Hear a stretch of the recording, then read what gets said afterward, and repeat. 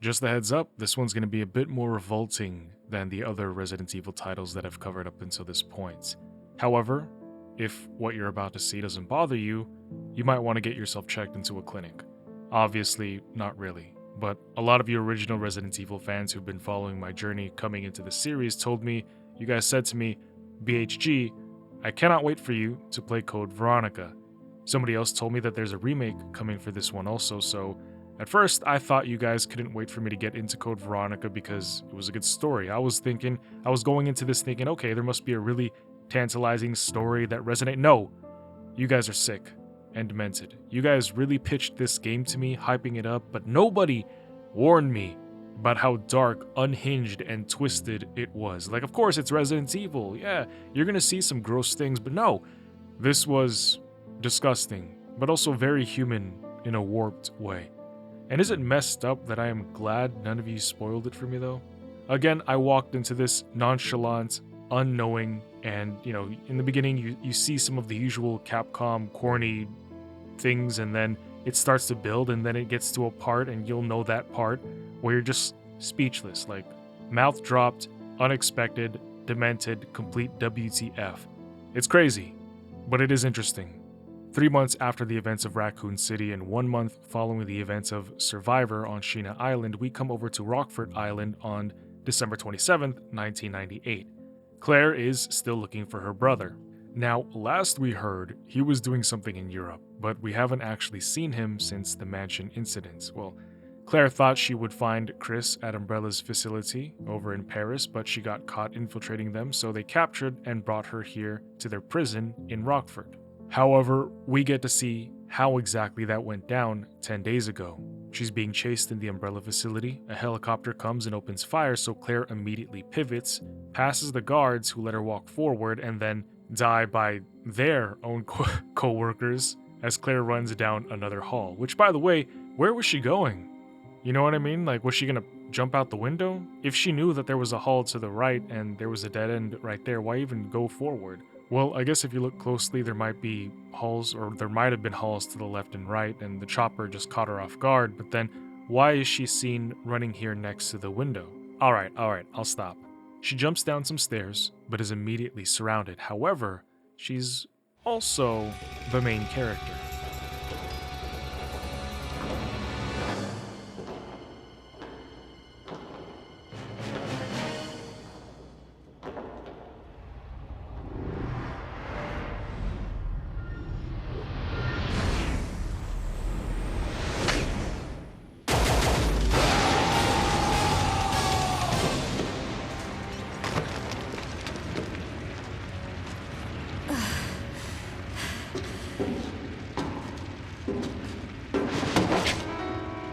Don't move.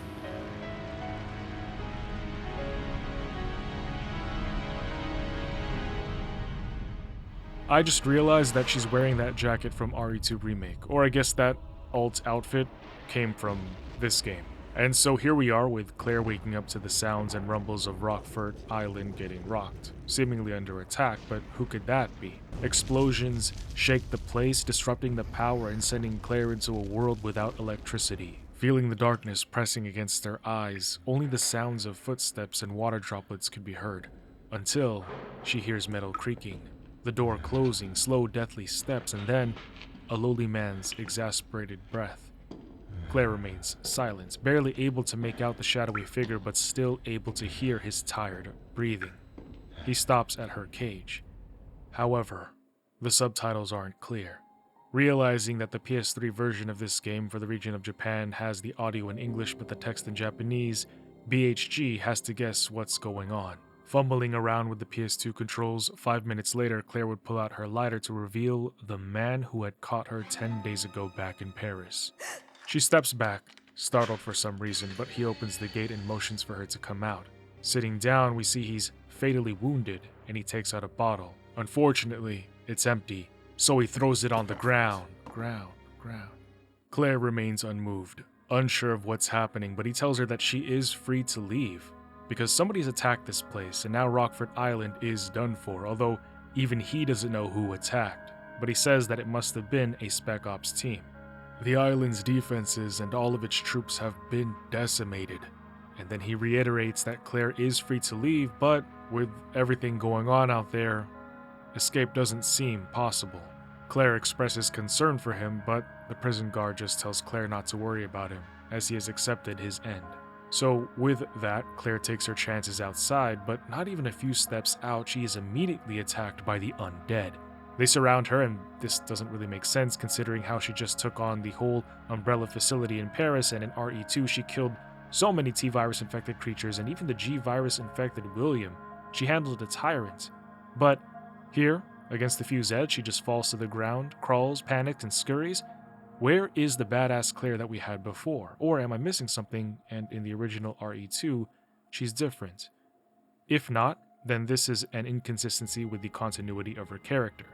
But, escaping them, she immediately runs into another issue.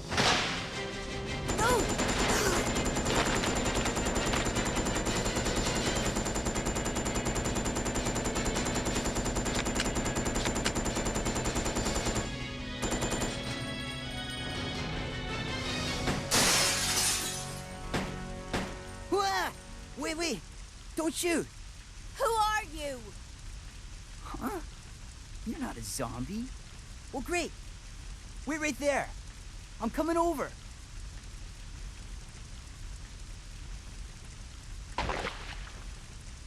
Sorry about that little misunderstanding, but I thought you were another one of those monsters. Shut up. Make one wrong move and I'll shoot. Relax, beautiful. I said I was sorry. My name's Steve. I was a prisoner on this island. And I'm guessing you're not from Umbrella either. No, I'm Claire. Claire Redfield. Claire? Nice. I'll remember that. Hey, I heard there's an airport around here. Well, once I find it, I can finally escape from this crazy island. Well, I'll see ya. Hey, wait up! I don't want you following me, lady. You'll only slow me down. Okay, Steve. So, for those of you who know Steve, you know what a good portion of this video is going to be spent doing. But for those of you who don't know Steve, we'll start here. Steve has an interesting pronunciation for his O's. Did you guys hear how he said sorry and down? Relax, beautiful. I said I was sorry. I looked it up. He's Canadian. But Steve himself, he's giving nerdy edgelord. Going through this infected prison, taking down zombies, and heading down the hall that locks unless you leave all of your metal belongings in this TSA bin, Claire would reach the back and find Steve again. I hope you enjoy the corny voice acting. Chris Redfield. What are you doing here? Chris Redfield. Is he a relative of yours or something? You mean my brother? Ah, your siblings. Well, it seems your brother is under surveillance by Umbrella. What?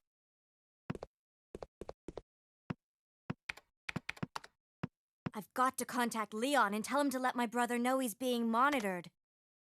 It's a good thing I have access to an outside connection from here. Well, that file shows the latitude and longitude of this place. Why don't you send your brother the coordinates and ask him to come help? Thanks, I'll do that. Hey, I was just kidding. There's no way he could get here, even if he is your brother. Yes, he can, I'm sure of it. No way. He won't come. You'll just end up disappointed if you rely on others. Believe me, I know. What was that all about? They're like kids. Yes, my big brother can. No, he won't. Whew, I'm gonna love this. But man, I can already tell Steve is gonna be a whiny one. Claire continues her prison break, and along the way she finds one of the prisoner's diaries, or diary, singular, where she learns about somebody named Alfred. I don't know about you, but every time I hear the name Alfred, I think about Batman's butler. However, this Alfred is the type of guy who will imprison and kill even the people who work for him for the tiniest of mistakes. It is also noted that he is using prisoners as subjects for his experiments. Following her unlocking the gate forward, Claire would cross the destroyed and burning bridge, making her way up to the top to what is practically another mansion.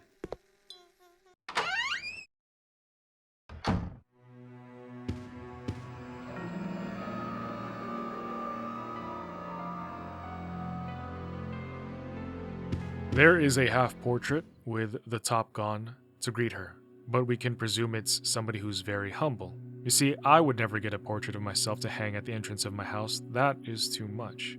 I would much prefer a Greek statue of myself because I think that's more befitting of my modest station. I'm kidding.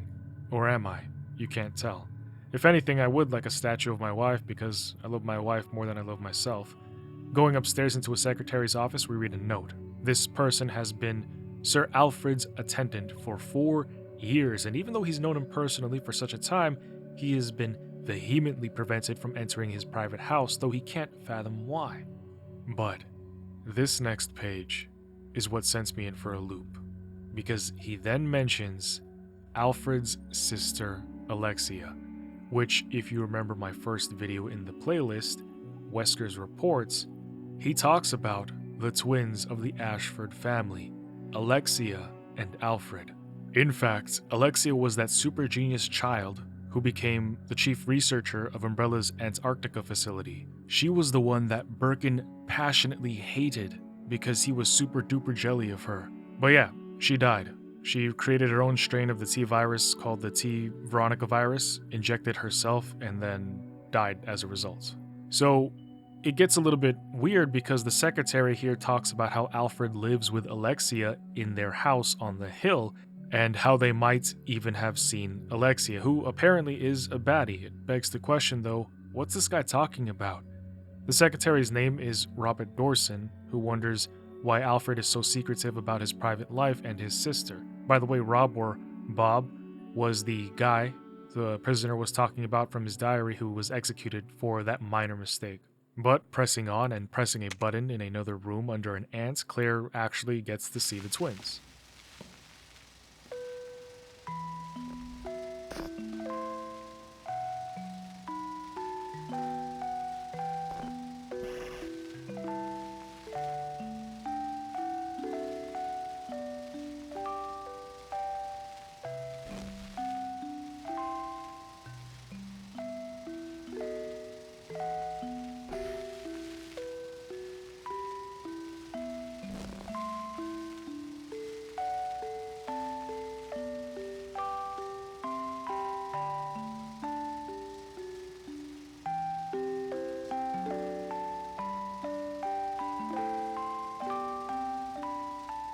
Well, that was weird for multiple reasons. Let's run it. 1. Who's the cameraman? 2. Why didn't he stop them from torturing the dragonfly? 3. Why are they even tearing off its wings to feed to ants? That's cruel and indicative of some serious mental issues. 4. They even, especially Alexia, have that demented look on their face. 5. Why are they super close in each other's faces like that, giving each other that look? That's strange behavior. And the camera guy's just recording all of this. And for the heck of it, I looked up what dragonflies symbolize, and apparently they signify change, maturity, and metamorphosis. But what I gathered from this alone is that there are multiple things that are wrong with the Ashford twins, who, by the way, have no relation to the Ashcrofts. Just thought I would hit on that again. It would only be a matter of time before Claire would find Steve in trouble. He had stolen a pair of guns from that secret back room and it locked him in there, but fortunately for him, Claire would be there to save him. He thanks her, tries to play it cool, brandishing his stolen guns and even pointing them directly at her. Yeah, he really does that. Even worse is she doesn't try to move or flame him for doing so. But Claire knows that she needs those guns he has as part of a puzzle. However, Steve, being the child he is, basically says finders keepers. But hey, if you have something fully automatic, I'll trade you. Like, what is this, middle school? We trading Pokemon cards here? You know, when Claire tries to leave, though, a certain dolphin-laughing Cringelord would stop her. Like, seriously, this dude and Steve, guys, whoever wrote these lines and told him to say them exactly like this, thank you. I would love to see what they look like in the booth. Genuinely, I am glad I can enjoy these decades in post. But also, I don't want to hear this in the remake.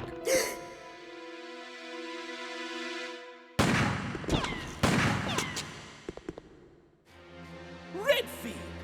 How dare you interfere with my operation? What are you talking about?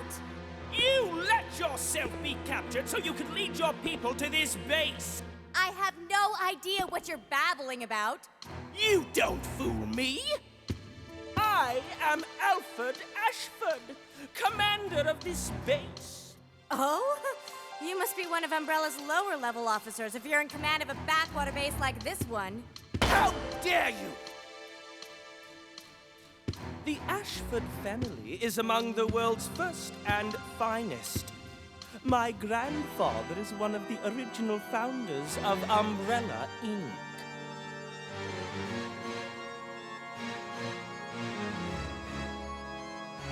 Now tell me, why have you attacked this installation? Attacked? Shortly after you arrived, my base was attacked.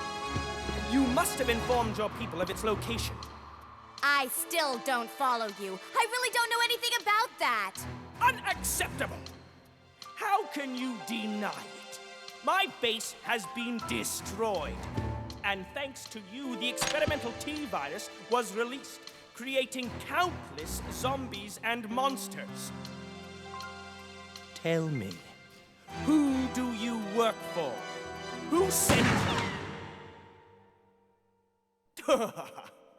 Have it your way, then. You're just a rat in a cage anyway.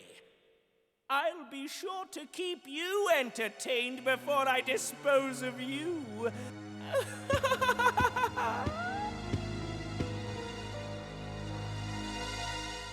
I just realized Claire dodged those bullets.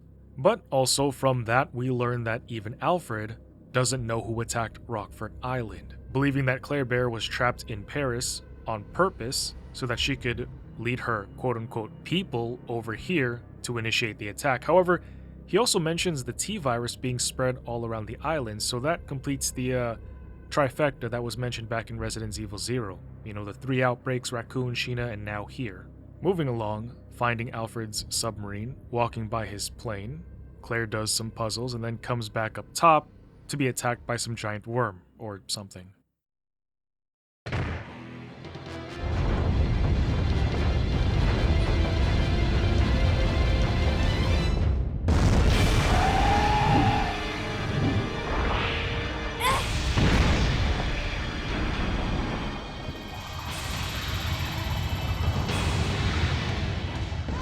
Yeah, there's no time to kill it right now, so she runs through the nearby door and into the building. Upstairs and in a red room, lights would flash behind the glass window as somebody who is still alive is pounding and begging on the window, begging for help.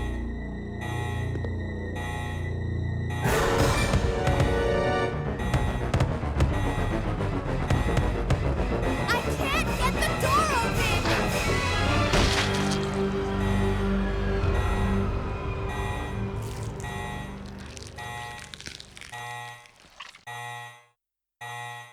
However, Claire cannot save him. Something squelches into him from behind, leaving only the blaring alarm resounding in her ears. And with nothing left to do, she leaves. But then, she hears an announcement saying that there's been a biohazard threat detected. As is normally the case for Umbrella facilities, if the system catches a whiff of a BOW gone wild, it locks up and tries to snuff the creatures out. Claire, with seconds to evacuate, sees the gate already more than halfway closed, so she tumbles down the stairs and it looks like she kind of trips, but somehow she makes it under time. Just in time. She makes it under just in time. However, when she continues outside, Alfred is there with his sights set on her. But he doesn't fire. He waits for her to somehow sense him and then he shoots. Ultra Instinct Claire dodges and isn't perturbed one bit by the explosion that was set off next to her. When she runs upstairs, Alfred runs away, not actually wanting that heat. Claire heard him closing the door behind him, so she rushes after him, but sees nobody. Instead, the shutters behind her close. Welcome, Claire. Consider the area you are in a special playground I have prepared just for you. Please try and keep me amused, and do not disappoint me by dying too soon. I so want to enjoy this. The look on her face. It's like she's trying so hard not to laugh. But remembering that Steve was willing to trade guns, she finds some subbies and then is attacked by this fantastic monster. It's actually called a Bandersnatch. It comes out and tries to kill her, but it's got those rubbery, stretchy arms that extend to like wild lengths. So, Mr. Fantastic. Anyways, it attacks from a distance, and once Claire thinks that she's finally taken it down, she makes a break for it. But then...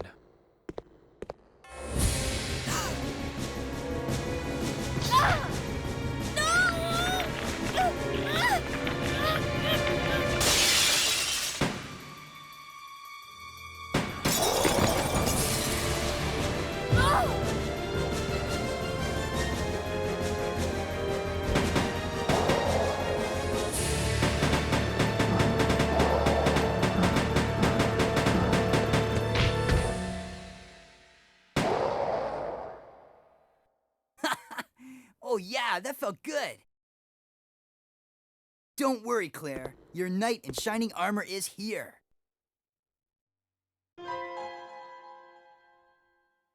You wish.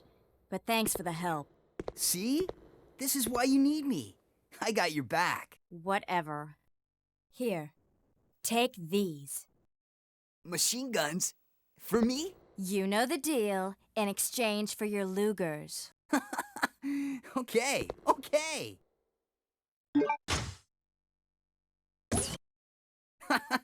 This thing is too cool. Yes!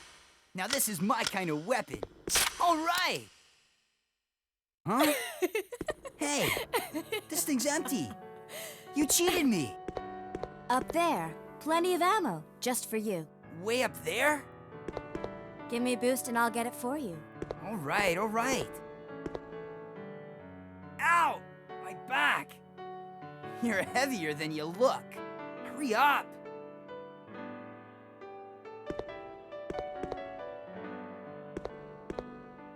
Happy now? What? Now that your knight has made his appearance, he can join you in your descent into death. Oh god, Steve. Freaking corny. The whole, no, you hurt my Claire, and the no-look firing to the walk down up to the arm out single fire pose. The way he lunges forward when he dry fires, like, nobody ever shoots like that.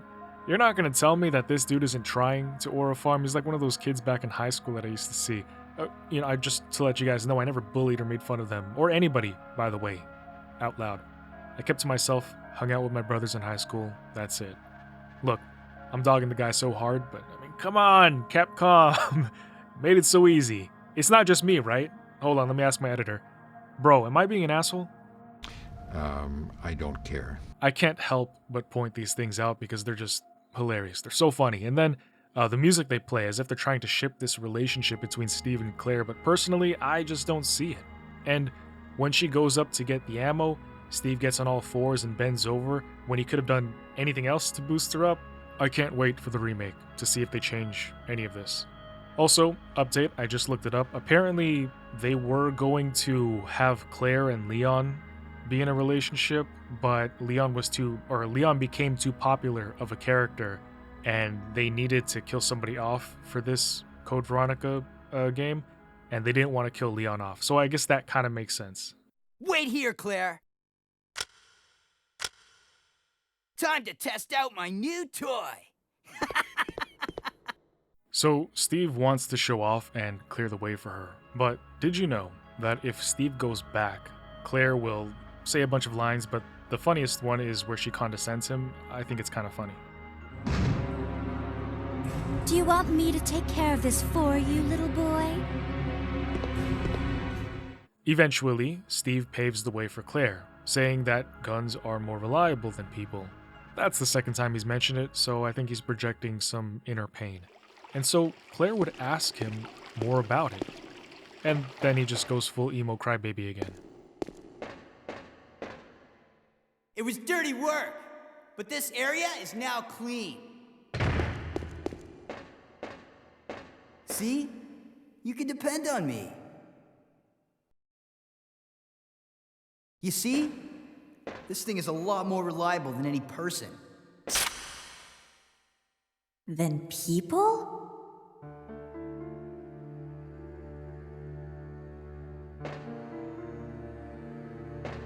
Steve,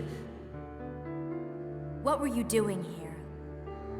Who brought you here, and where is your family? Shut up! I don't want to talk about it!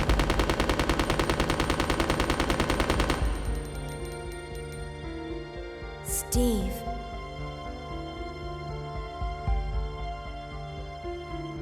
Never mind. Let's get going.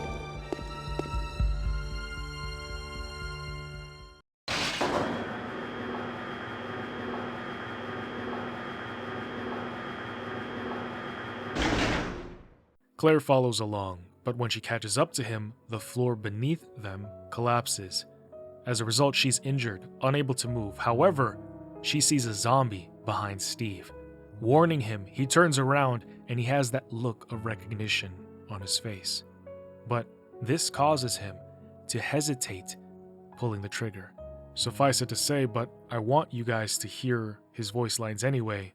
The boy's got daddy issues. Called it. What's wrong, Steve? Shoot him! Wait! I can't! No! Steve!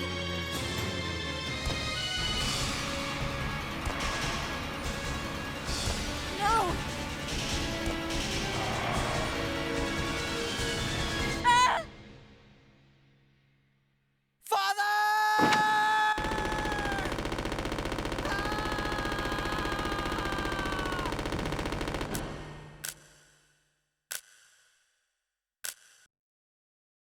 Steve.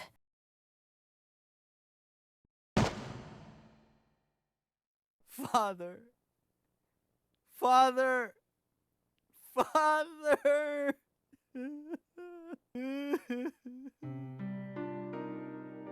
Dad used to work for Umbrella. Tried to steal information, intending to sell it off to the highest bidder. He was caught. Mom was killed, and we were sent here. Oh, Steve. He was a fool to do something so reckless. So stupid.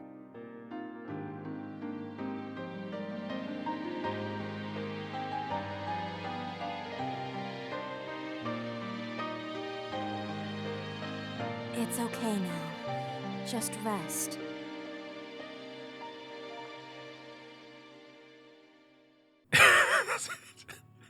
I'm sorry. I know it's supposed to be this tense moment, but it's just the way that he says these things and how dramatic he is. Like I just can't stop laughing. And then he keeps flicking his guns out like when he's on empty. And then he unloads all of those bullets into his dad, but Claire was like right underneath. That was not safe. She could have easily been hit too. So pushing forward, Claire finds some data on a weapon called the Albinoid. It's a water electric type Pokemon that is a result of injecting the T-Virus into the genes of a salamander. And when Claire eventually enters the room where the guy got hemmed up, she sees the small chambers that they were incubated in, but these ones had been broken out of. And as soon as she picks up the painting she needs as part of another mother flippin' puzzle, the baby albinoids attack her. They slither around onto the floor, into the vents, and then come back out, but Claire doesn't stop to fight them because the system is about to lock her in again for biohazard containment and extinguishment. Out the door and casually walking down the stairs as if she's got plot armor, she puts that painting on a wall, opens up another wall, and that gives her a key. Using that baby, she opens up another door into another room with a bunch of portraits and memorabilia relating to the Ashford family legacy, but one letter that she finds in particular reveals more. Well, first and foremost, it's part of a father-fucking puzzle, but it's actually a letter from the family butler congratulating Alfred on succeeding the family as its new master. So, in the Ashford family tradition, the head of the house receives an earthenware vase whenever they come into power, or come into head of the household. But this tradition actually started way back when a butler presented a golden teacup as a commemoratory present to Veronica. Veronica was the founder of the Ashford family, and she is stated to have had legendary intelligence and beauty. Quick side note, is it just me? I don't know why stories never mention men being attractive. You know what I mean? Like, women are always denoted for their corporeal and enchanting forms, but men are never talked about. Actually, you know what? I take it back. Never mind. I love my wife. I don't need to hear about good-looking men. Pause. Unpause. In the following words, we learn that this Veronica was venerated to the high heavens, so much so that all who succeeded her were left with the hopes that they could even come close to the glory that she was. Eventually, Thomas, then his twin brother Arthur, leading up to Edward, were key in the Ashford lineage. You see, when all of them were in power, or when they had their time as leaders of the Ashford household name, that was considered the Golden Age. It's also pointed out that Edward was one of the founders, of course, along with Spencer and Marcus, of Umbrella Incorporated.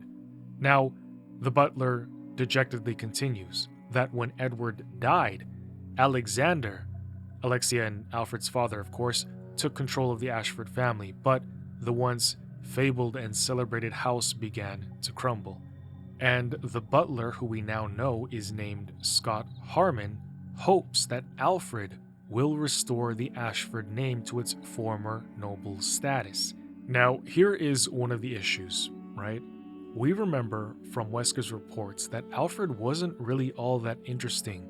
Apart from his dolphin laughing and ostentatious demeanor, nothing much was expected of him in any capacity, especially when his twin sister, Alexia's shadow, was that of a colossus. So perhaps the butler's words fall on deaf ears or deaf eyes. Or, yeah, God, that's not the right saying. Deaf eyes? What am I saying? Anyway, you guys get what I'm trying to say. Moving on. Oh, wait, actually, look at this. It's a portrait of, I'm pretty sure, it's Veronica Ashford herself. She's holding that golden tea set. Solving the puzzle, getting an earthenware vase. Yeah, I'm going to say it like that.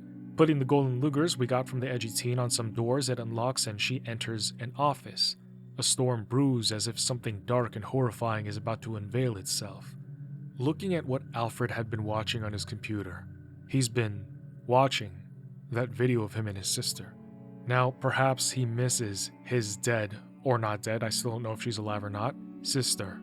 And that video is all he has left of her. So he just obsessively watches that one video, which is still kind of creepy. But after solving another clock puzzle, a secret passage opens up. So after killing the Bandersnatch that popped up, she proceeds towards this haunted-looking house on the hill, Alfred's private home.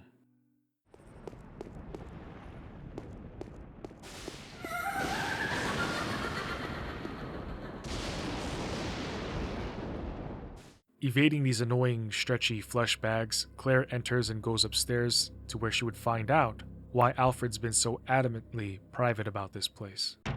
Keep focused, brother. Our enemy is only a little girl. Oh, why is this taking so long?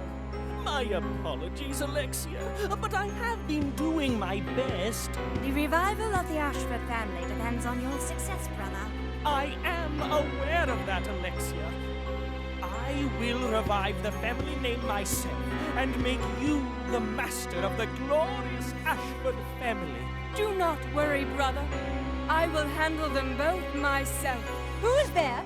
Is someone at the corridor?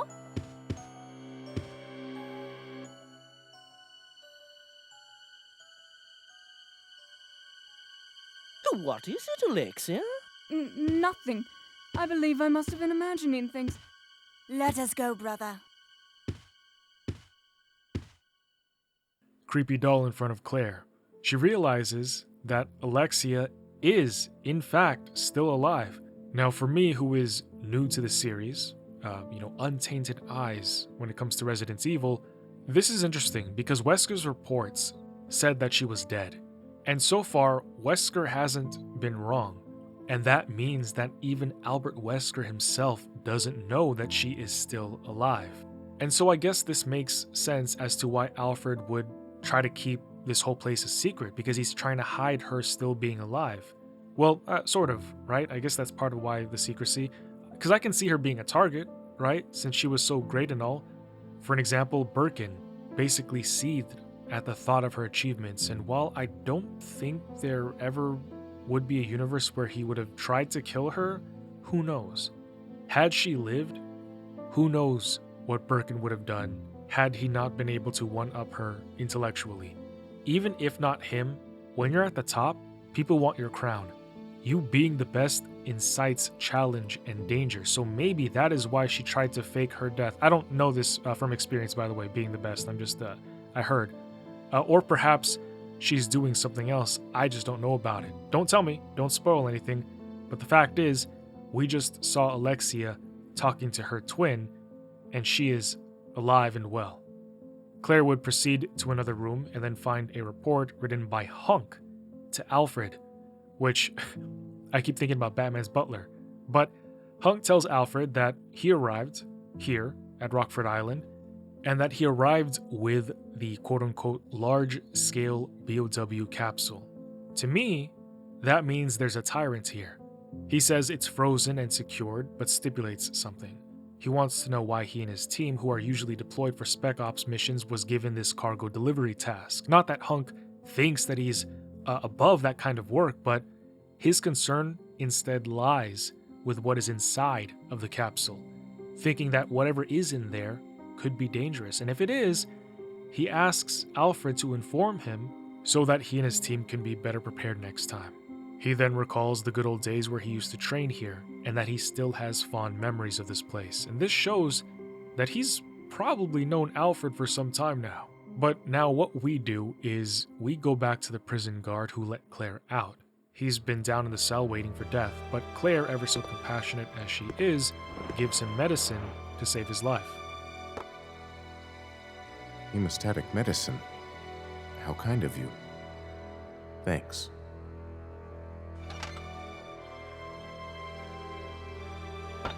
Here, let me help you with that. Thanks, but I can take care of myself. Just go. Keep it. It was a gift from my brother, but... Thanks. Here, let me give you this in return. You might need it later on. Now go. Don't worry about me. After which, she opens a door by the Rockfort Island prison's guillotine and takes care of a few more zombies off-screen. She then enters the prison's medbay to discover dead bodies and something inside of the body bag. In the room over, she finds this unnervingly real-looking anatomical mannequin, which also happens to have very human-like eyes, or just a single eye. Next to it, on the desk, is a note. The anatomist who was employed here was a sadist. He got off on other people's agony. He would torture them, revel at their composing bodies when they died, and Alfred knew what kind of monster this man was, but he enabled and encouraged him to continue anyway, by giving him everything that he needed here on Rockfort Island. Finding an upgrade for her gun in the crematory room, when she comes out she hears the sounds of gushing and squelching. A few steps ahead and she notices the body bag is now empty. Claire is perturbed, because she didn't know that zombies had the dexterity to unzip themselves out of a body bag.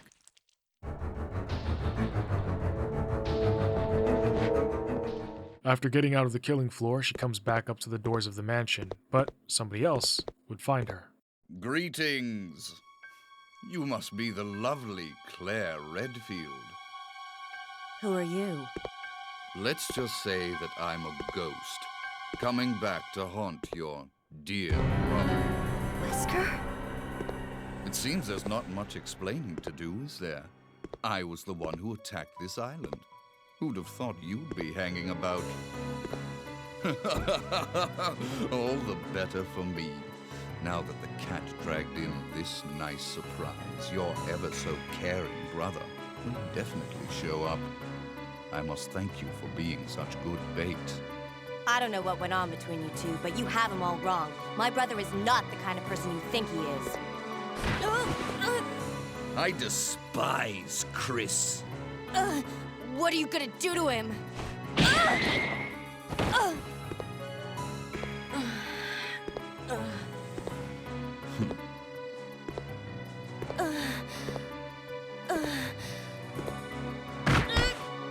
Oh, how your brother will weep to see you die. What? What is it? Stay there. I'm coming. It appears you may be of some further use to me. I'm going to let you live a little longer.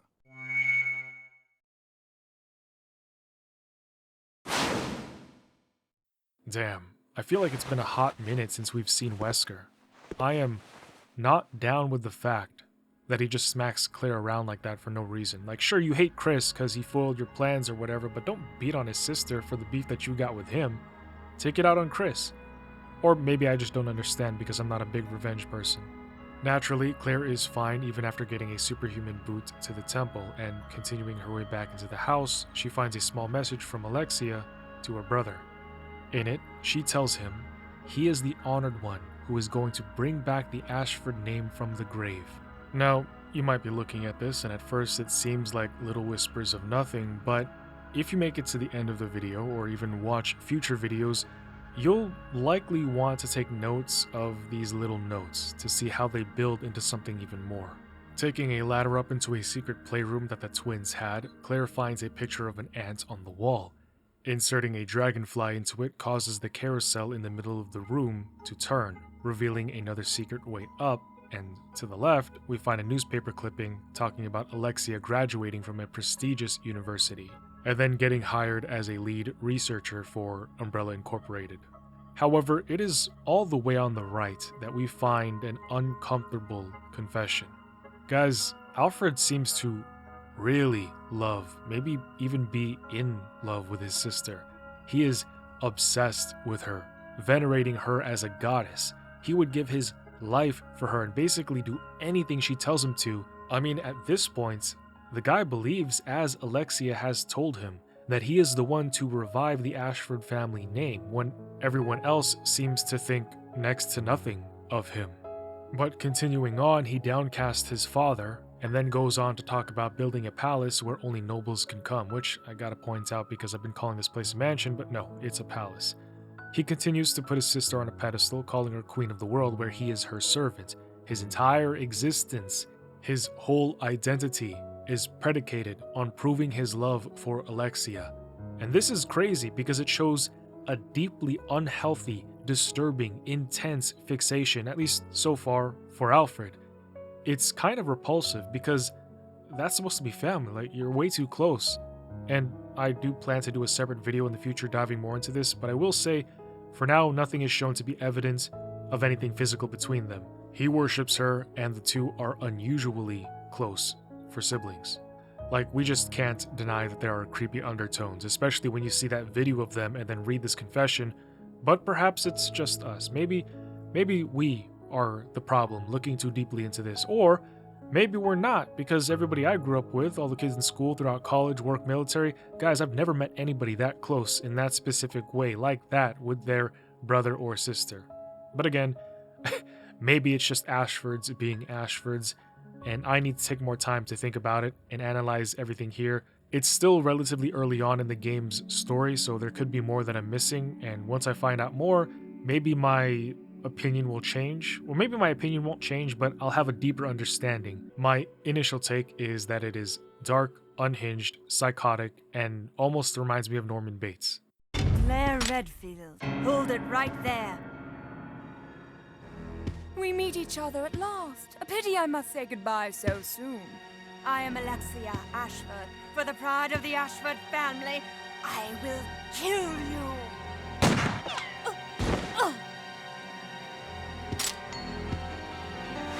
Wait! What's going on?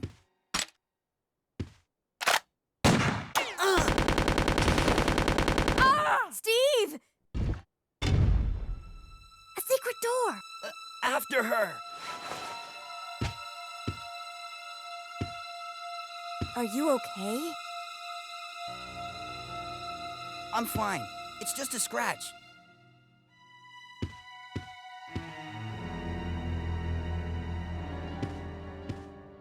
It's amazing, honestly, that Claire can dodge bullets that fast. And it is funny that Steve randomly comes in and is like, oh, what's going on? Like, dude, where have you been? How'd you even get here? And then he shoots all of those bullets, and then only one hits Alexia. However, following the blood trail into the next room, we see... Wait, hey, what's that on the music box? This must be...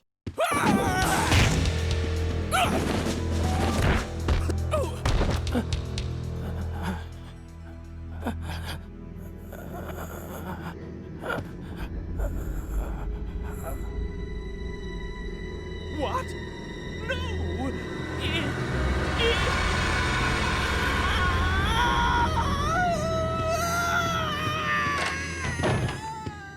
Wait a second. What just happened? So there never was an Alexia after all. You mean he thinks he's two people? Okay, that's it. Let's get out of here. Oh my god. Mouth dropped, appalled, shocked, dismayed, speechless. Even Claire is like, what the absolute fuck just happened? Girl's looking left, right, at the blonde wig, at the mirror, trying to decide what in the Alfred Hitchcock she just saw. Yeah, that is some dark and mental stuff for you to think about tonight. But we have to keep going.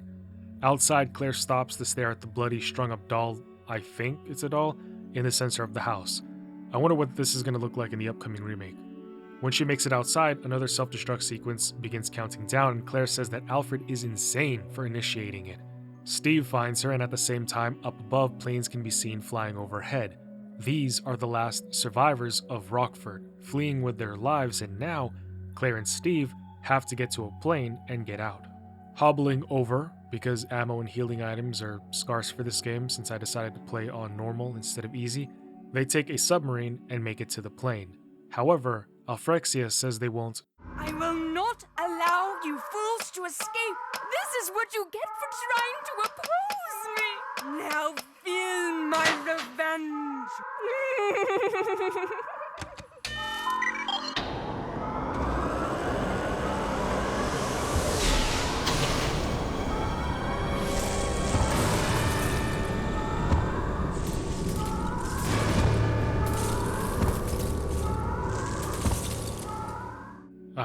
Well, that's what Hunk was talking about.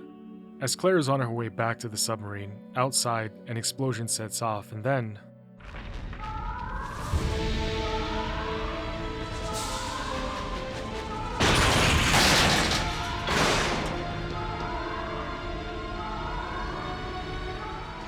But after enough grenades, she fells the beast and makes it back to the plane. No time to explain. Let's go! Right, we're out of here. Time to say goodbye to this death trap.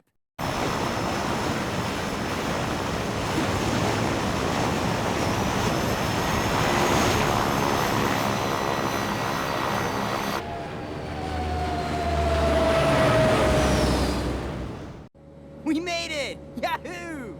Ugh, it's finally over.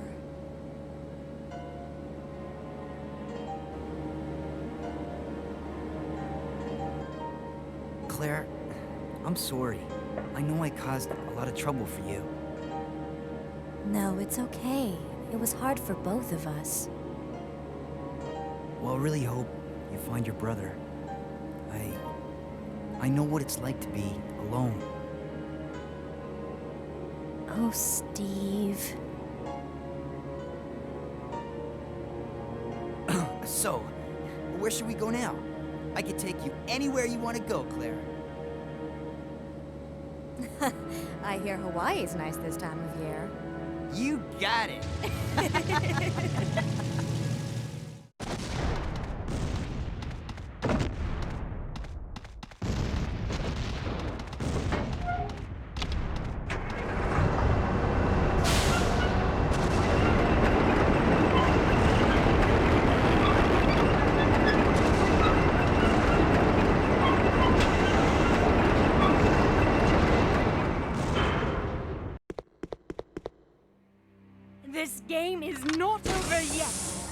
Now you will see what real terror is all about.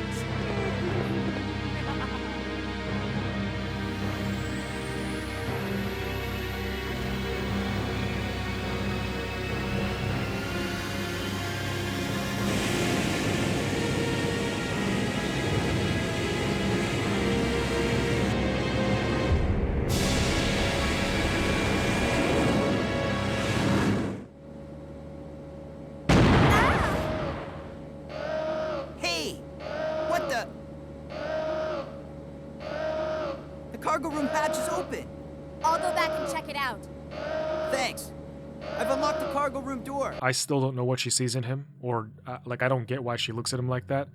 Something big shakes the entire plane.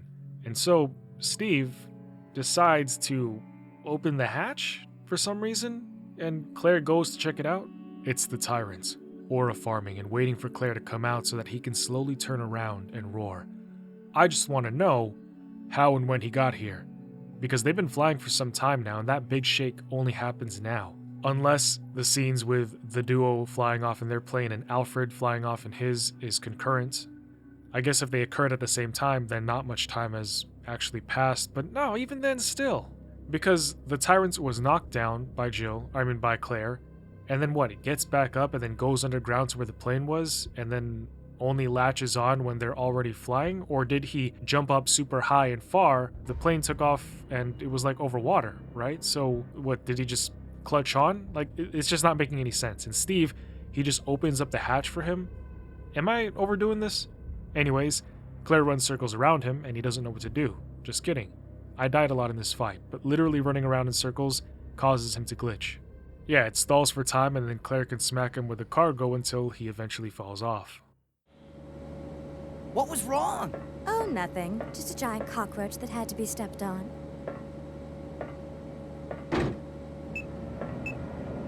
What's happening? I don't know. The plane just changed direction on its own.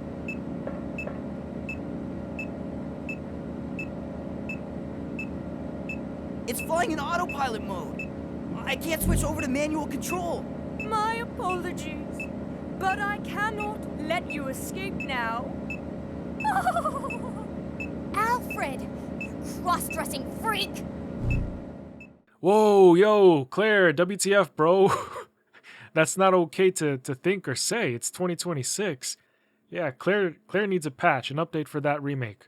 Golly, jeez.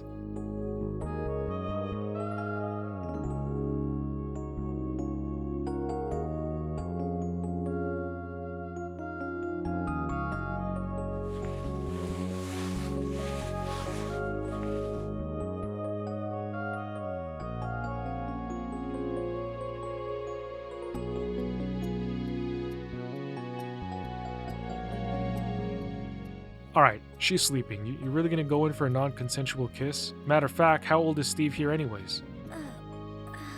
And how old is Claire?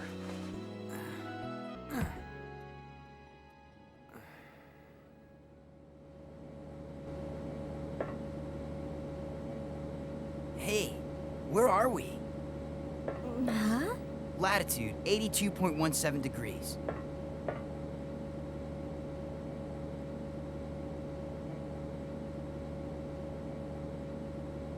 That's the Antarctic. We're over the Antarctic. What?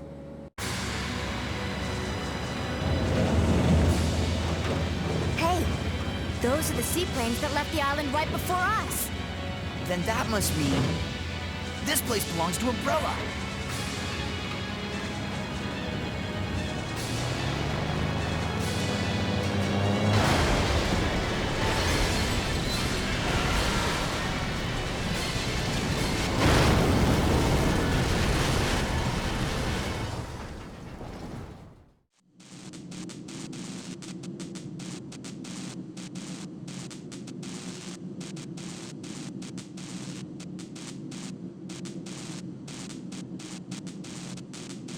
Oh.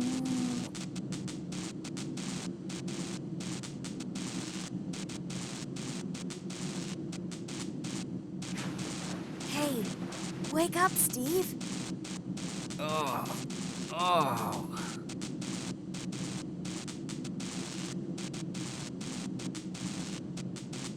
we're still alive.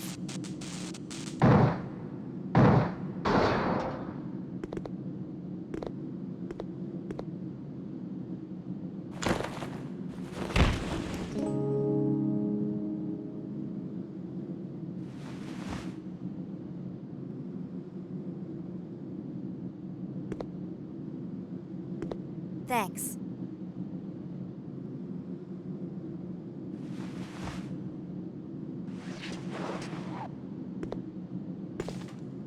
Oh, plane's trashed. Well, let's split up and find another way off this oversized freezer. Right. Okay, let's do it. So now the duo have to find their way out of the Umbrella Antarctic facility. Finding a memo from Alexander, Alexia and Alfred's father, he writes about how his father, Edward, along with Marcus and Spencer, found the progenitor and created the T-Virus. He writes that he himself tried to keep up with his father in Umbrella's viral research, but when his father died, it was a major loss, and Alexander himself could not drive anything forward in terms of research. There was also pressure from competition with other corporations, also apparently researching and developing things with the T-Virus. As a result, the Ashford name would lose reverence and renown. Consequently, Alex would consider himself a disgrace to the Ashford name, and then he harkens back to Veronica, calling her the Great Ancestor. It is interesting that both Veronica and Alexia are sort of respected as deities. Alex then fears that Spencer, without Marcus or Edward there, will take complete ownership of Umbrella, so he plans to expedite the process without being detected by Spencer. So he would create this facility here in Antarctica. He would also mention George Trevor by name, in that he plans to have this facility, or I guess some of it, designed in the same way the mansion back in RE1 was. Then he says the project he is going to work on would be codenamed Veronica, once again revering her.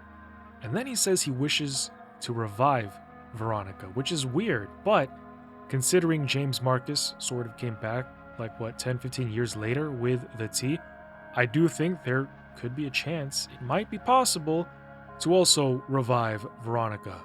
Hearing clanging behind a bookcase, Claire pushes it, and down the hidden path is a locker. Out runs a rat, but then she finds a letter from the Ashford butler.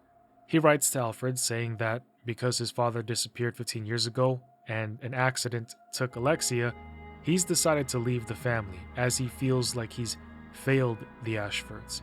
He also acknowledges and validates the tragedy and misery Alfred is going through, having lost his entire family all at once and at such a young age. Behind the locker, though, is another room with a grate.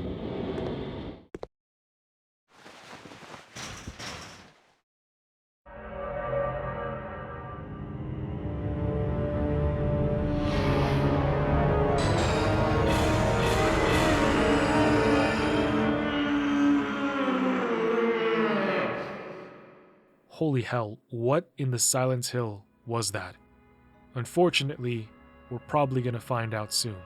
Moving on, she finds Steve, who says he's found an Australian observation base relatively close by, so that is where they should head next. But they still have to find a way out, so they start thinking they could drill a hole in the wall using this drilling car. But Steve puts them both in danger again because when Claire walks over to the side to watch him move it, he gets distracted by her. He stares at her and doesn't pay attention to what he's doing. As a consequence, he smashes the car into a toxic gas pipe and it begins to fill the room, or the gases fill the room.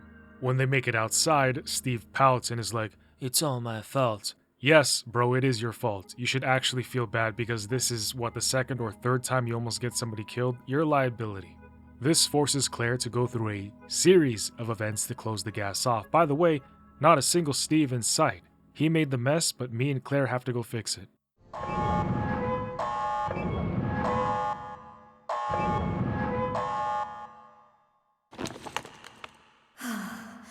We're safe now. Think again, Claire. I shall enjoy watching you shriek in agony. Not this time! You gay!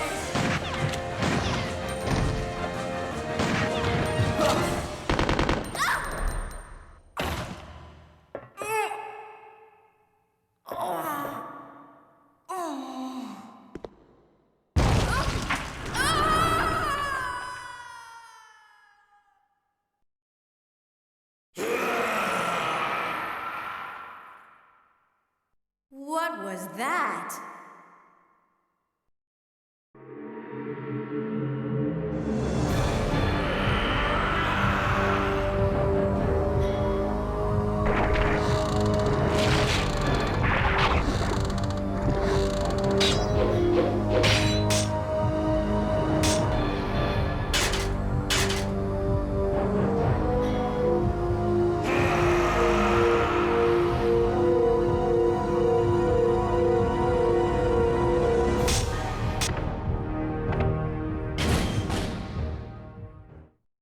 I feel like CinemaSins should do accounts for every Resident Evil game, but not wanting to FAFO or F around and find out, they hurry into the drill car. Steve says he's going to bust through the wall. He does it, but in doing so, water floods the facility. When they make it out, and I haven't seen anybody ever do this in real life except for maybe that one meme toddler, Steve kind of does the old fist pump, feeling accomplished, and he says, Right.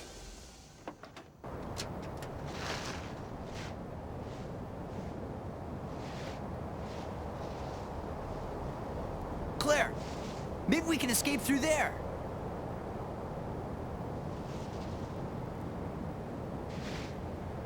Come on, let's go!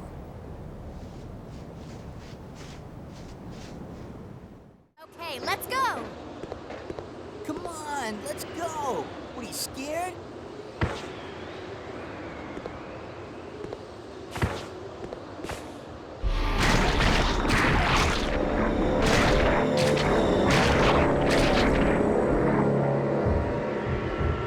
Move it! Ah! Ah! Steve!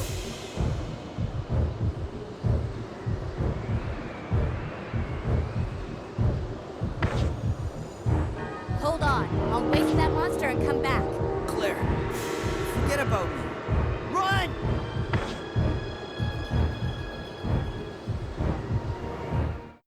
Claire, what do you mean, wait here? As if dead hanging with one hand in sub-zero temps after being smacked like that is as easy as sitting down? Well, I guess it is, because after she takes down Nosferatu, she goes to check on Steve, who is alive, I guess. But he also looks like he was knocked out, like he just took a nap or, you know what I mean, like was unconscious for a bit.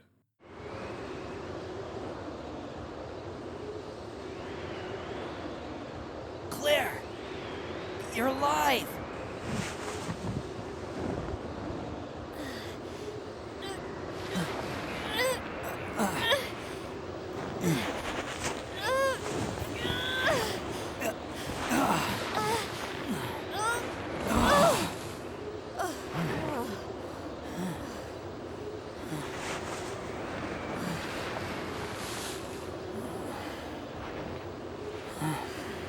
I'm sorry. I failed you. Don't worry about it. Let's go.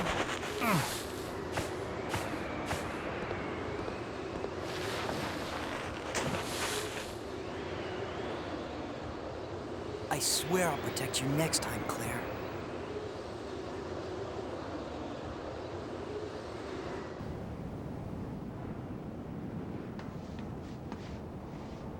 We did it! We're finally out! Look, there's a snowmobile over there.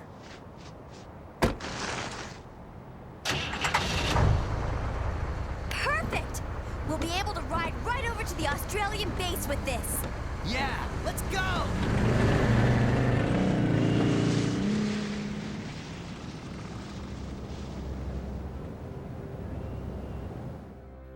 I won't forget about this, Claire.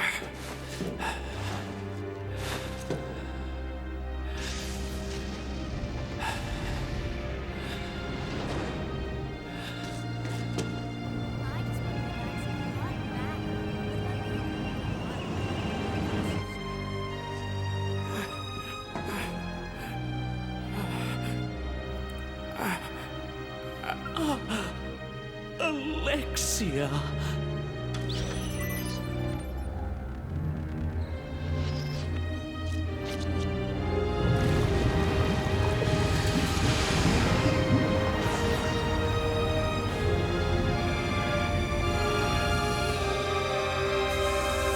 Oh.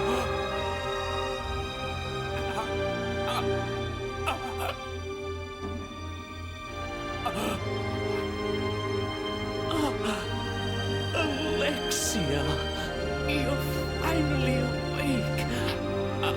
Alexia.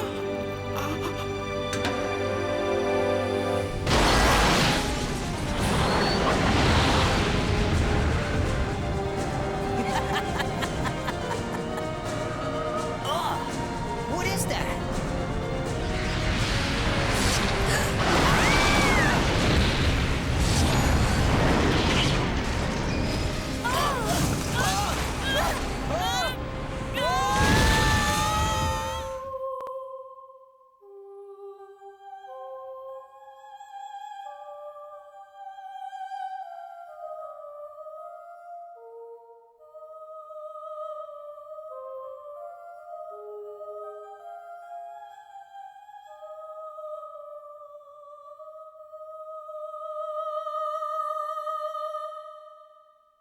Okay, big plot twist.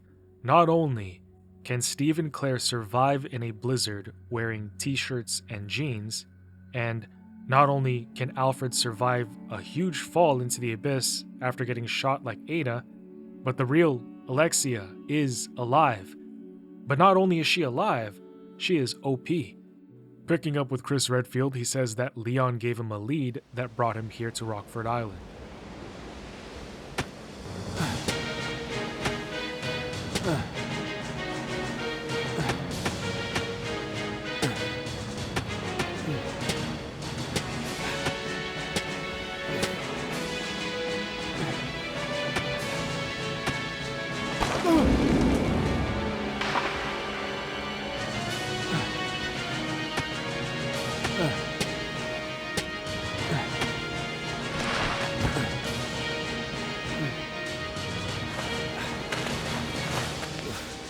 Don't worry, Claire. I'm coming to save you. Hell yeah, man things and 2000s hairdos. Chris enters the prison area, and something shakes the building, causing the wall behind him to collapse.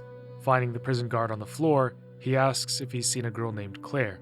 He shows recognition with her name, so Chris zeroes in on him, on some, "You know who she is, tell me where she is," and the guy shoves his arm off, telling him not to worry about her because she saved him and more than likely made it off the island, so Chris can just leave and go follow her because nobody else here is alive. That is when the earthworm, or whatever this is, whatever it's called, pops out and then eats the prison guard, who had already, resigned himself to death. Chris shoots an explosive bow at it, and it dies, making me think I should have killed this thing earlier. However, it spits the prison guard out, and he's dying, but he is happy to know that he's going to be reunited with his family, and then he gives Chris his own lighter back. He would trudge on and then see Alexia. There was a friendly but naive king who wed a very nasty queen. Who is that? The king was loved, but the queen was feared. Till Alexia? one day No. told She's already fully awake. his court, an arrow pierced the kind's heart. He Chris, lost oh his little fishy, come see my hook. his lady Chris, love. I'm sending some company to keep you entertained.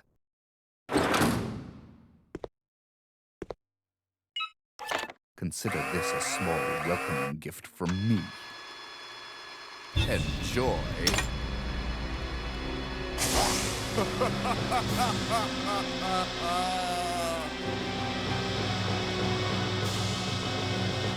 Damn, that was a hunter.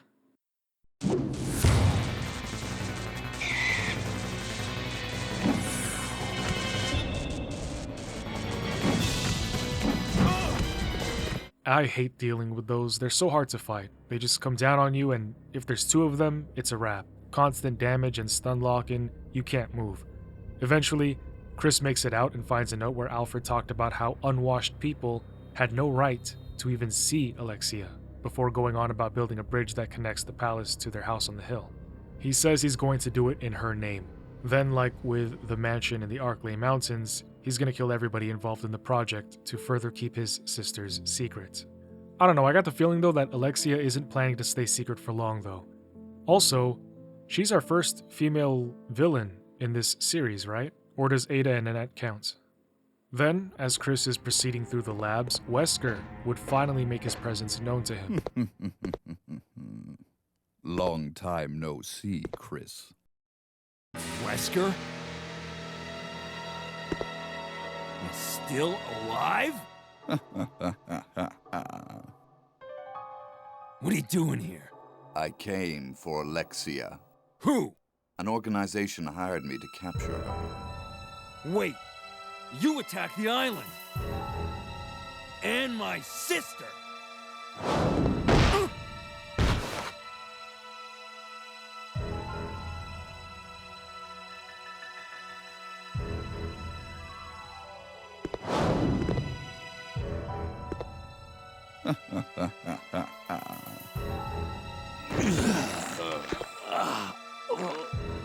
You have no idea how much I hate you.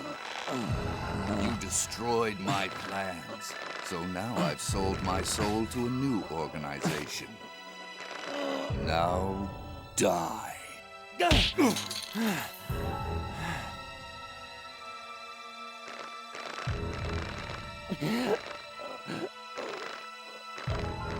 Here's a little secret, Chris. I figured out that your sister is now in the Antarctic with Alexia. It's too bad you won't be seeing her again.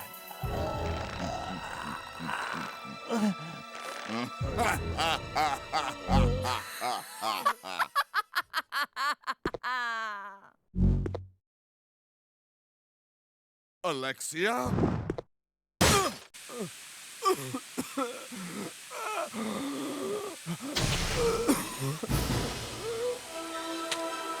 Do a lot of laughing in Code Veronica. It's actually pretty funny. They seem to laugh for no reason quite often.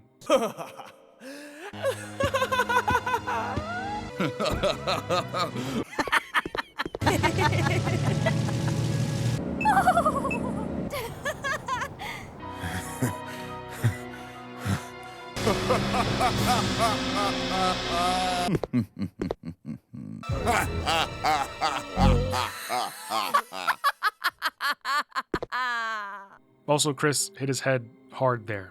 But one thing that I'm wondering is, how did he know that Wesker hurt Claire? I can sort of see him just naturally piecing together that it was Wesker all along who attacked Rockfort Island to find Alexia on behalf of some shadow organization, but how did he know that he hurt Claire? Soon Chris would have to get a piece of a puzzle, but the problem is, the fully grown water electric type Digimon was in the way. Opting to conserve ammo and time, he grabs just what he needs and leaves. Way later, finding a jet, he hops in and then takes off before the moon. And then he goes to fly over to the facility in order to save Claire. There, he would find Alfred's diary, where he talks about a secret room he found, one that his father had built, but when he gets inside, he discovers something that shocks him. It is in regards to how Alexia and he were born. The next page, he expresses hate for his father after discovering that they were only created to cover up his father's failures. Moving over to March, he talks about how Alexia carried out an experiment, presumably with the T-Veronica Virus, on their father. As Alfred says, now their father can finally be useful and contribute something to the family.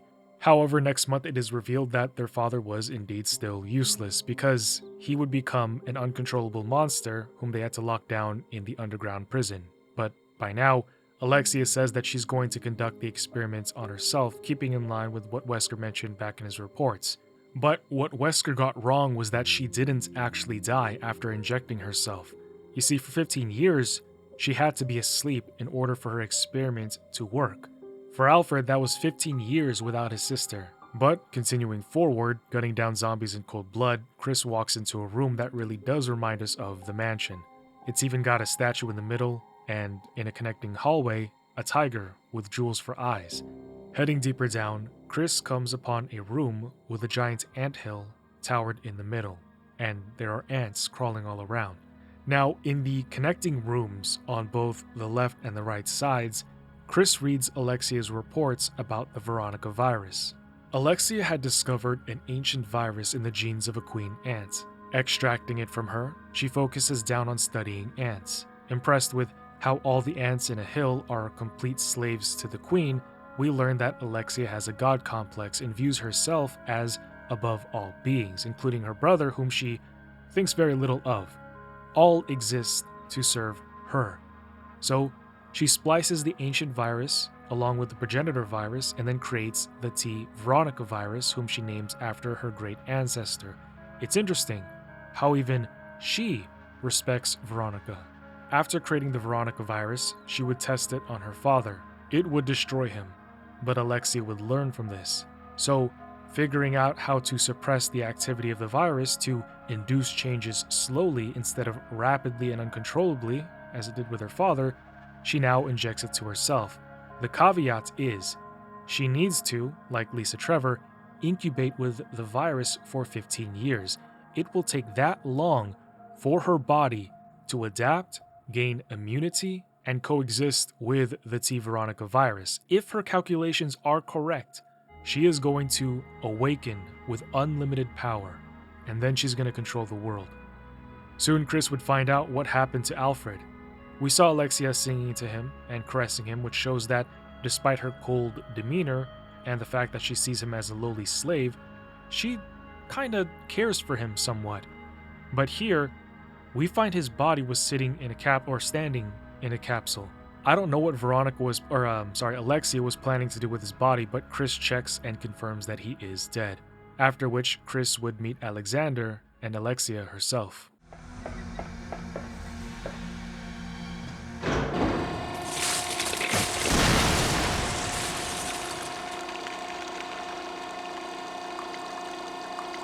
Who could have done this?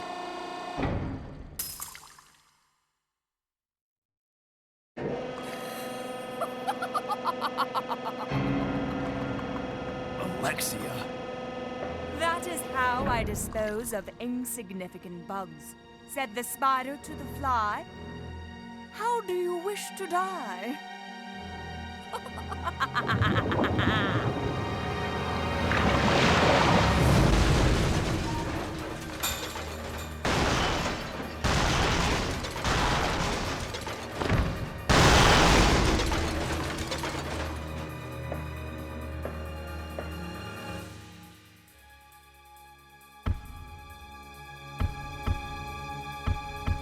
Deciding that the ice spider wasn't worth his time, Chris leaves and would find his sister Claire webbed up to a wall, but he didn't have his knife on him, so he comes back, and when he does...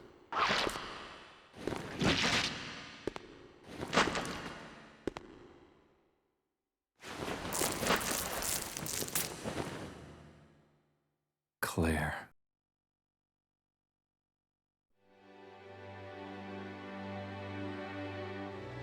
Chris! I missed you so much. I know. But we have to get out of here. Not yet. We have to find Steve. Who's Steve? He's a boy who escaped from that island with me. But then a monster attacked us and we got separated. So that means Steve is still somewhere in this base?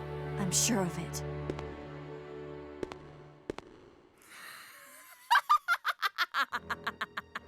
It's Alexia!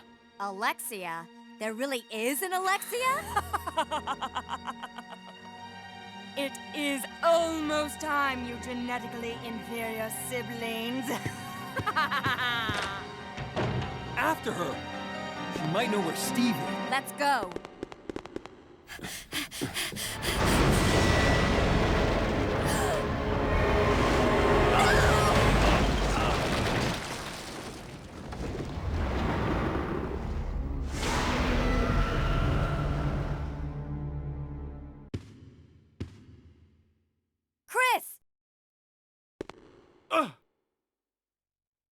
No! Just go. I'll be fine. But Chris... You've got to save Steve. Go!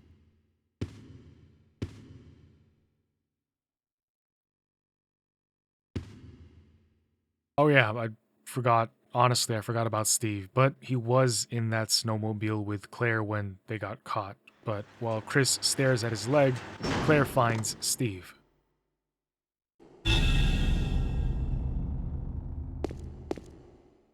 Steve?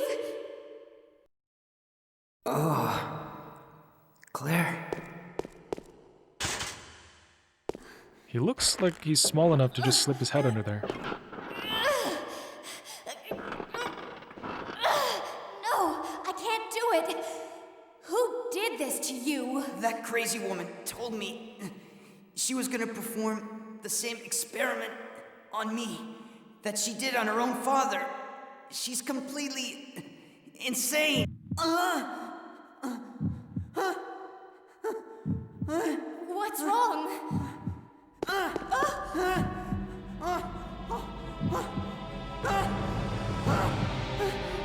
Claire! Can't breathe! Claire! Help me! Claire!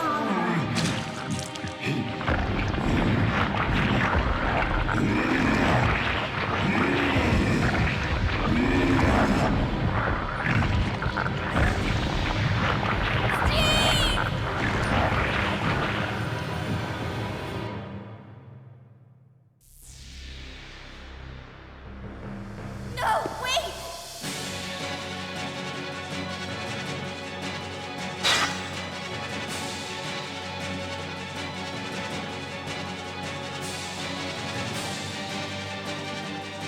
So, Claire gets cut up here quite a bit.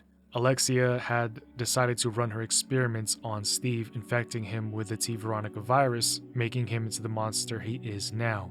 And it wouldn't be for a while that I would discover you could just run out of there. There was no actual need to fight him.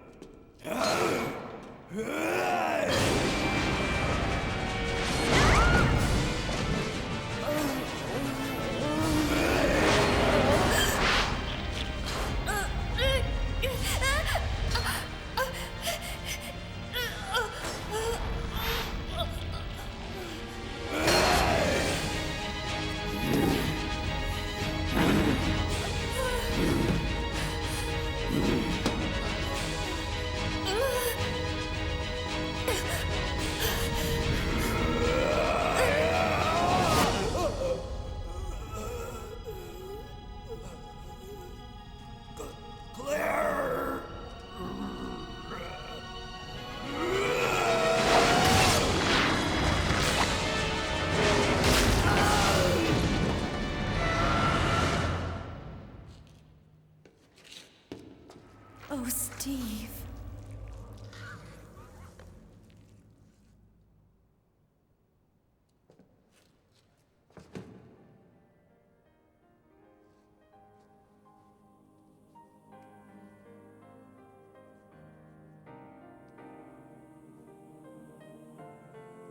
You're warm. Steve, you've got to hang in there, okay? My brother's come to save us. We're getting out of here. Your brother kept his promise. I'm sorry, I cannot. What? What are you saying? I'm glad that I met you. I love you. Claire.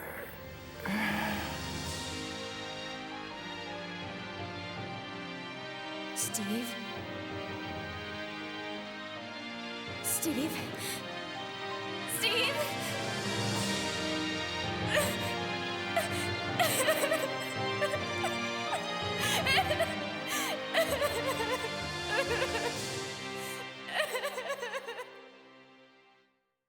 I gotta give it to Steve there, because he had the mental fortitude to fight through the T-Veronica Virus and stop himself from executing Claire. But also, how are you gonna say you love Claire? You don't know anything about her. What we do now is we pick back up with Chris. At last, I've found you, Alexia. Come with me.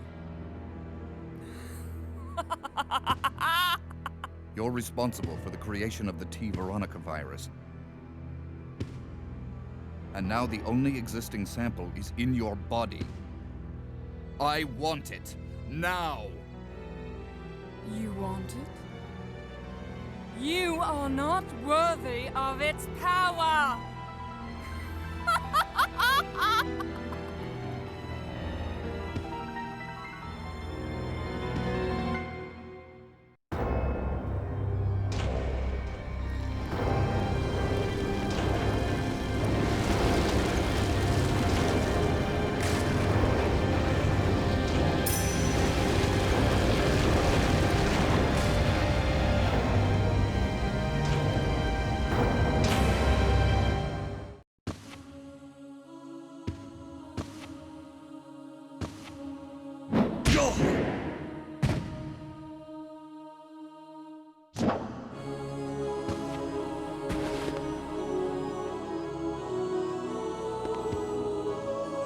You're coming with me.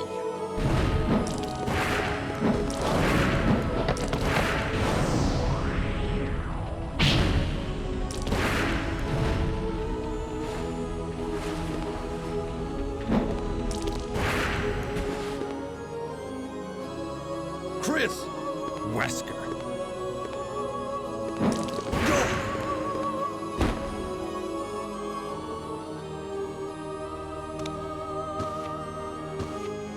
Chris, since you're one of my best men, I'll let you handle this.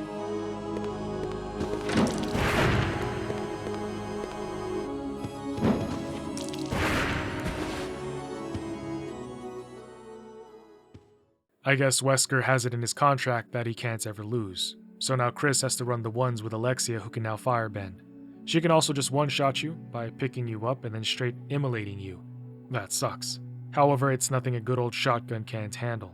Except when Chris leaves, Alexia would get back up. Alright, so you guys remember that Alfred uncovered the truth about how they were made by their father to make up for their father's lack of success? Chris finds that report written by Alexander.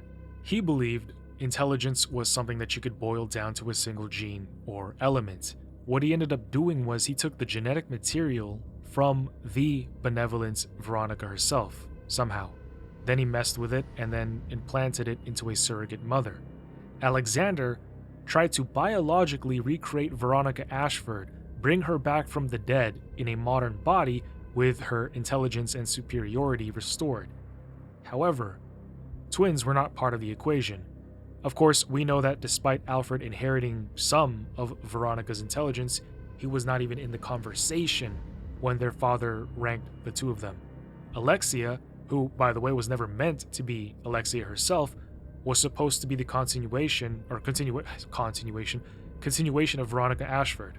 Alexia was designed to be the revival of their idealized ancestor, Veronica reborn. But yeah, Alexander, man, this guy biogenetically engineers his kids, decides one of them isn't good enough and then treats them accordingly. Everything that goes wrong with Alfred and Alexia later, well, I mean, that just starts right there. As always, in all of my psychology videos, blame the parents. Running forth, Chris hears Claire crying behind a locked door, and he tries to open it. She is still crying over Steve, but her older brother tells her compassionately that they still need to get out of there. Chris would attempt to brute force his way in, throwing his body at the door. It doesn't work, and Claire says that if he activates the facility's self-destruct sequence, it will deactivate all the locks on the doors. Chris goes to start that up, and I just noticed on the computer screen top right, we see pictures. On the bottom is a creature with sample under it, but above that is, I think, Hunk. That says warning. I wonder what that means. But now with the self-destruct sequence activated, Chris reunites with Claire. However, he also reunites with Alexia, who drops in. And instead of continuing the escape while she does her whole thing, I guess she's charging up or getting ready to stand, or I don't know, Chris and Claire turn these handles to try and release the locks on a weapon nearby. It's a good thing Alfred left such a powerful weapon right here for us. But Chris tells his sister to run because he and his haircut are going to handle Alexia. Claire makes a run for it, but she gets walled off by fire. And then she dies, by Alexia's fire slap attack. Kidding. Chris shoots a grenade at both of them, only damaging Alexia. However, the T-Veronica virus only mutates her further into an abomination. Something largely grotesque, a combination of a queen ant and a dragonfly, I think. I don't know. I'm not sure, since I've never been a historian. After doing ample amounts of damage, she summons all of her ant soldiers. I guess looking at her now, she's just an ant queen, not a dragonfly at all. But now the special gun is available, so Chris picks it up and aims down on the flying Alexia. Using the linear launcher, eventually, one of the shots lands.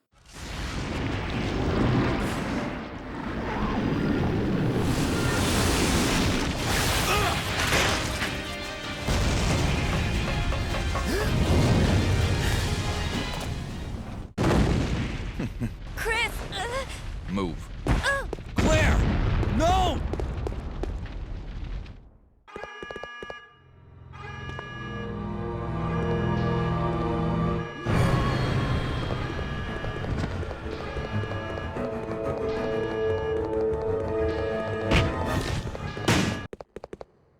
Chris! Well done, Chris. It turns out that Alexia's work wasn't much of anything. So now, the only thing left is revenge. Let her go, Wesker! You don't want her. Fine. Claire! Today's a good day. I came for Alexia, but killing you is even better. Sorry to disappoint you, but Alexia is gone. That's no longer a concern to me. I have Steve to work with. What? Steve. In his body, there's still a living T-Alexia virus. Steve should be a good specimen.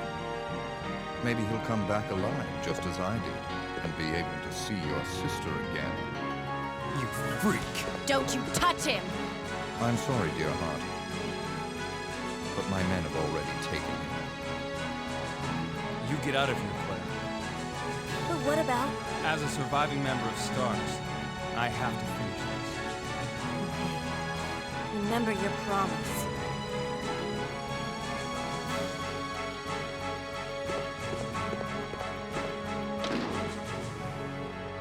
I'll end this once and for all. Say hello to my comrades who you've killed. I don't know where you get your confidence, Chris.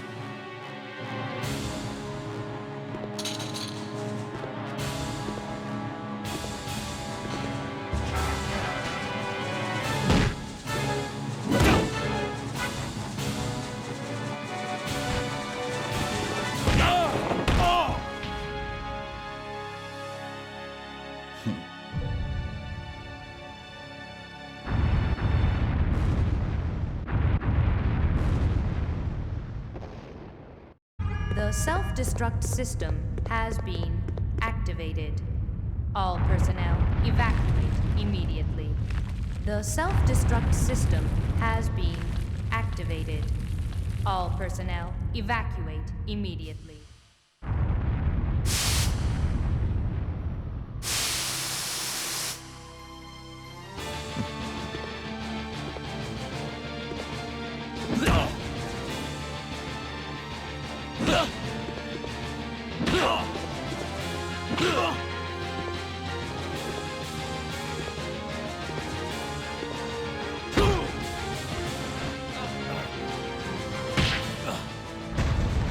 Sure, I'm not human anymore.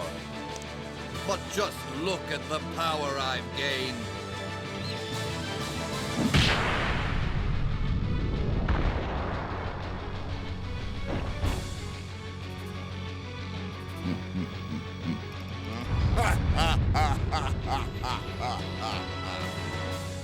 Magnificent, don't you think?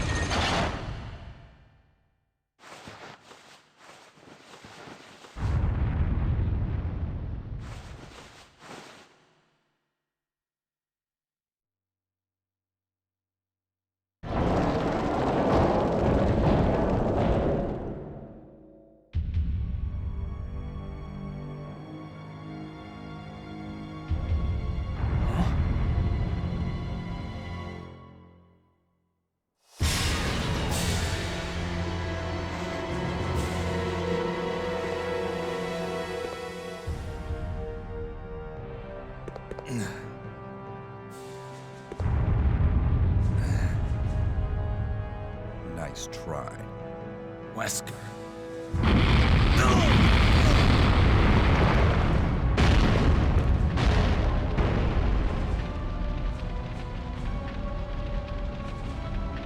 Today's your lucky day. Next time we meet, don't count on another. Next time. Until we meet again.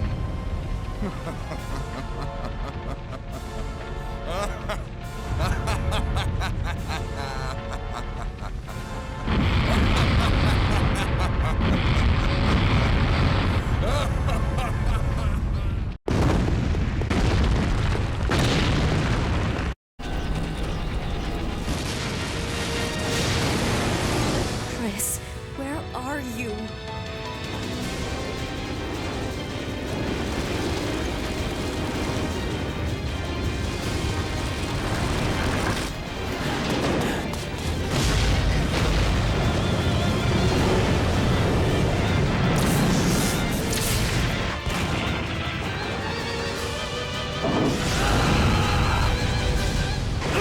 Chris! Hey, you know that I always keep my promises.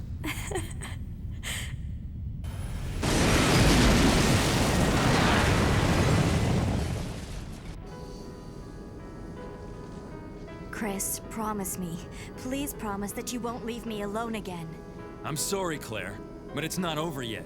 There's still something we've got to do. You mean... Yeah, it's payback time. We've got to destroy Umbrella. Now, let's finish this once and for all.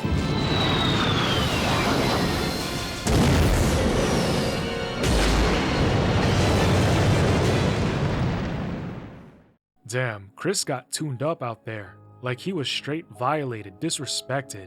He has got to hit the gym, learn some new moves now for sure after getting his ass handed to him like that on a silver platter. I mean, Chris got rocked in the same place 3 times across the face in a row by Walk 'em Down Wesker. Speaking of Nikolai, you guys have been great in the comments helping me make connections and understand some things that I'm missing here. Nikolai, he didn't look familiar to me in the Resident Evil 3 remake, but apparently he was the Russian dude from Resident Evil Outbreak. That was Nikolai. If you saw that Outbreak video, I asked who this Russian guy is when we're at the university, and it was Nikolai who tried to extract Thanatos' blood. Also at the end of Resident Evil 3, I was wondering who Nikolai was working for this entire time. Turns out it was Wesker all along. Nikolai was working for Wesker. So thank you for helping me out with that. But really, why is everybody laughing seemingly for no reason in this game? Chris, your body. I want it. Now.